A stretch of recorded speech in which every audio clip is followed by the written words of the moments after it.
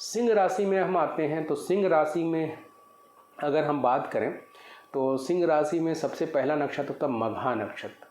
मघा नक्षत्र जो केतु का नक्षत्र होता है, ये थोड़ा सा सेंसिटिव नक्षत्र होता है। हालांकि ऐसे लोग जो होते हैं प्रभावशाली भी होते हैं, ऐसे लोग दृढ़ निश्चयी भी होते हैं, ऐसे लोग अच्छे व्यक्तित्व के होते हैं, ऐसे लोग अंदर भले ही सॉफ्ट हो लेकिन बाहर बड़े कठोर दिखाई देते हैं कि भैया मैं बहुत ज़्यादा इमोशनल नहीं दिखाई, अपनी मतलब भावनाओं को, अपनी इमोशंस को दबा के रखते हैं और बाहर से बड़े मजबूत दिखाई देते हैं, लेकिन हेल्पफुल बहुत होते हैं, लोगों के लिए केयरिंग बहुत भी होते हैं, लेकिन अपनी महत्ता बनाए रखते हैं और आगे बढ़ने की बहुत क्षमता होती है। उसके बाद आता मतलब इनकी प्रतिष्ठा, इनका सम्मान बहुत होता है। ये लोग सामाजिक कार्य, राजनीतिक कार्य में अच्छा कर दिखाने की क्षमता रखते हैं। उसके बाद आता है आपका मघा के बाद आता पूर्वा फाल्गुनी नक्षत्र।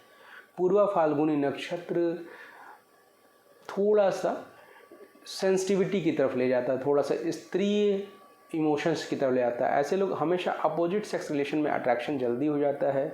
हालांकि बाहर से इनका व्यक्तित्व तो मजबूत होता है, लेकिन ओवर सेंसिटिविटी के नाते हमेशा अपोजिट सेक्स रिलेशन में थोड़ा सा इंट्रैक्शंस में बचना चाहिए ऐसे लोगों को, और साथ साथ कार्यों को कल पे टालना नहीं चाहिए।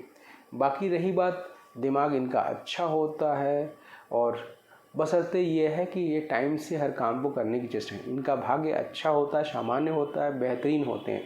उसके बाद आता है आपका उत्तरा फाल्गुनी। उत्तरा फाल्गुनी नक्षत्र के जो लोग होते हैं काफ़ी ऊर्जावान होते हैं, काफ़ी दृढ़ निश्चयी होते हैं, काफ़ी एक्टिव होते हैं। सिंह राशि के अंदर अगर उत्तरा फाल्गुनी नक्षत्र है तो बहुत अच्छा है, बहुत ऊर्जावान होंगे, काफ़ी ज़्यादा प्रोग्रेसिव क्षमता होती है, काफ़ी आगे बढ़ने की क्षमता होती है, पैसा कमाने की क्षमता भी होती है, नाम प्रतिष्ठा काफ़ी होता है। बशर्ते कभी कभी ओवर कॉन्फिडेंस में गलतियां कर बैठते हैं, तो अपने ओवर कॉन्फिडेंस पे थोड़ा सा कंट्रोल करें। विद्यार्थी पढ़ाई लिखाई पे ध्यान तो दें, लेकिन साथ साथ ओवर कॉन्फिडेंट ना रहें।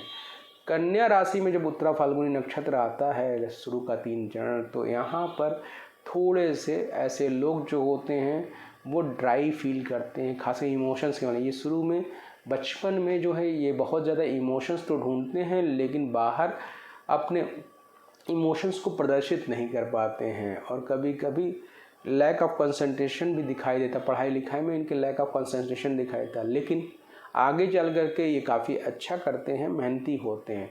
कुछ अनावश्यक खर्चों को उनको नियंत्रण करना चाहिए। मिसमैनेजमेंट में ज़्यादा डिस्टर्ब रहते हैं, जैसे होता है कि जितनी कमाई नहीं उससे ज़्यादा खर्चे, मिसमैनेजमेंट, इन सब चीज़ों से थोड़ा बचना चाहिए।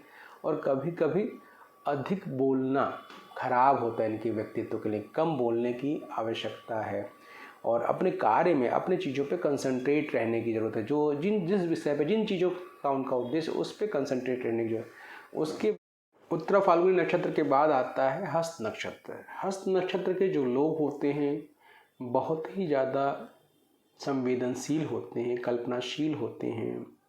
इनकी जो इमेजिनरी पावर है बहुत अच्छी तो होती है, लेकिन ये डिस्ट्रैक्ट भी बहुत जल्दी होते हैं अपने चीज़ों से।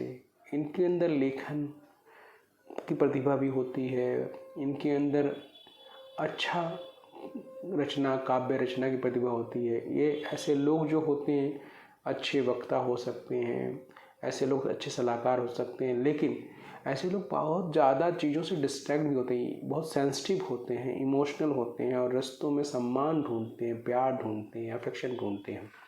जनरली ऐसे लोग बौद्धिक क्षमता वाला कार्य तो करते हैं, लेकिन कंसंट्रेशन पे बहुत ज़्यादा इन्हें वर्क करना चाहिए।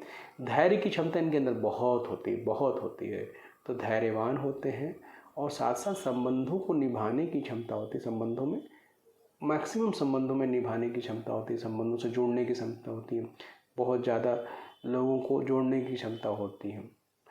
सिर्फ और सिर्फ थोड़ा सा कहीं कहीं ये भविष्य को लेके हमेशा स्ट्रेस पालते हैं, इसलिए कहीं कहीं ये सेल्फ सेंट्रलाइज हो जाते हैं जब कभी कभी भविष्य को लेके स्ट्रेस अपने ऊपर ज़्यादा पालते हैं।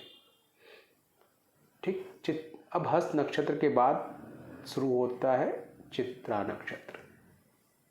उन्हीं के बाद चित्रा नक्षत्र। चित्रा नक्षत्र में अगर हम बात करें तो चित्रा नक्षत्र के जो लोग होते हैं वो थोड़े ज़िद्दी होते हैं, थोड़े भौतिकवादी होते हैं, हाई फाई खर्चे में बिलीव करते हैं, खर्चीले स्वभाव के होते हैं और कभी कभी ऐसे लोग अपनी प्रभाव बनाने के लिए बहुत ज़्यादा ग्लैमर दिखाते हैं, और साथ साथ ये मिसमैनेजमेंट इसलिए हो जाता है क्योंकि इनके इनकम से ज़्यादा खर्च होते। लेकिन अच्छी बात ये है कि ये कभी कभी अथाह मेहनत कर सकते हैं, इनके अंदर मेहनत करने की क्षमता बहुत होती है।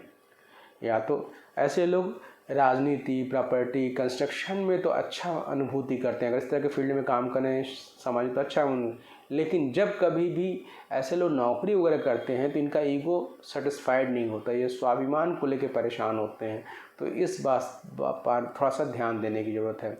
उसके बाद आता है तुला राशि। तुला राशि में प्रारंभ का जो चित्रा नक्षत्र होता है वो थोड़ा सा अंदर से सेंसिटिविटी वाला मन है, जैसे मन बालसुलभ मन है, अफेक्शनेट मन है, बहुत ज़्यादा मन प्यार खोजता है, लेकिन बहुत ज़्यादा साथ में ईगो भी है, एटीट्यूड भी है कि हम प्यार तो चाहते हैं पर हम झुकेंगे नहीं, हम आगे नहीं बढ़ेंगे। तो अफेक्शन नीडी होते हैं और अपनी बातों को प्रकट करने में थोड़ा सा इन्हें दिक्कत होती है, थोड़ा प्रकट करने में लेट लतीफ़ी आती है।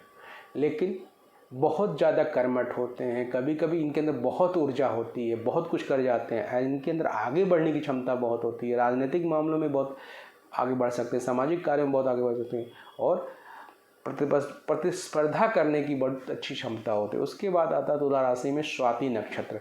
अगर हम स्वाति नक्षत्र पे बात करें तो स्वाति नक्षत्र तुला राशि के लिए बड़ा अच्छा है। ये बहुत प्रोग्रेसिव नक्षत्र है, बहुत आगे बढ़ने वाला नक्षत्र है और ऐसे लोग अप्रत्याशित सफलता दिखाई देती है।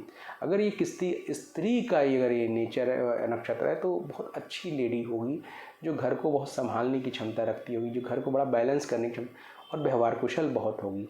बशर्ते ओवर सेंसिटिविटी थोड़ा सा कंट्रोल करना चाहिए, थोड़ा बहुत स्वास्थ्य पे ध्यान दें, लेकिन व्यवहार कुशलता बहुत अच्छा होना चाहिए।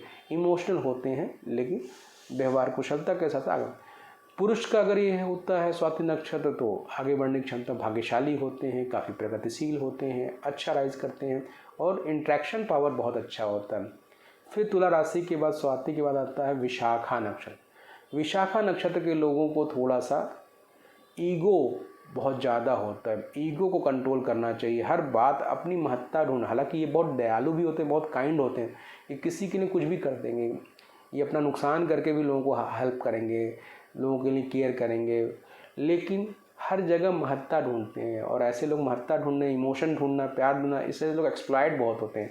तो अपने इमोशंस को कंट्रोल करना चाहिए और बहुत ज़्यादा अपनी क्षमता को ध्यान रखते हुए दूसरों की हेल्प करें। बहुत ज़्यादा ओवर हेल्प करें, लेकिन कम से कम अपना नुकसान करके नहीं हेल्प करना चाहिए।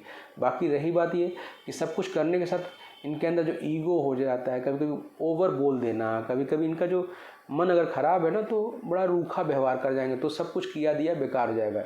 इसलिए थोड़ा सा विनम्र और पॉलिश टॉकर बनने की ज़रूरत है। उसके बाद विशाखा नक्षत्र आता है वृश्चिक राशि में, एक चरण आता है विशाखा नक्षत्र।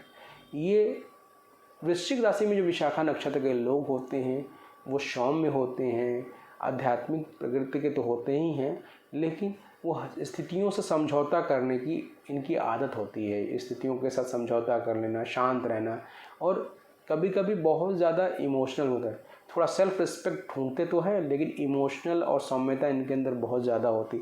भाग्य का सहयोग मिलता है पर थोड़ा संघर्षपूर्ण जीवन भी इनके होता। उसके बाद आता अनुराधा नक्षत्र। अनुराधा नक्षत्र के लोग जो होते हैं वो बहुत ज़्यादा जुझारू होते हैं, बहुत ज़्यादा दृढ़ निश्चयी होते हैं, जुझारू होते हैं, हर स्थिति से लड़ने की क्षमता होती है। इनके अंदर बाहर से बड़े मजबूत और गंभीर दिखाई देते हैं, मैच्योर दिखाई देते हैं, लेकिन अंदर से बड़े सेंसिटिव होते हैं। भौतिकवादी सोच होती है और बहुत कुछ करने की इच्छाएं होती हैं, लेकिन कभी कभी ये अपनी योजनाओं को सही से इम्प्लीमेंट नहीं कर पाते क्योंकि इनको अड़चनों का सामना कर पाते। इनके साथ विरोधी लोग सक्रिय होते हैं, थोड़ा इस पर ध्यान। व्यवहार कुशलता इनके अंदर कूट कूट के भरी होती है।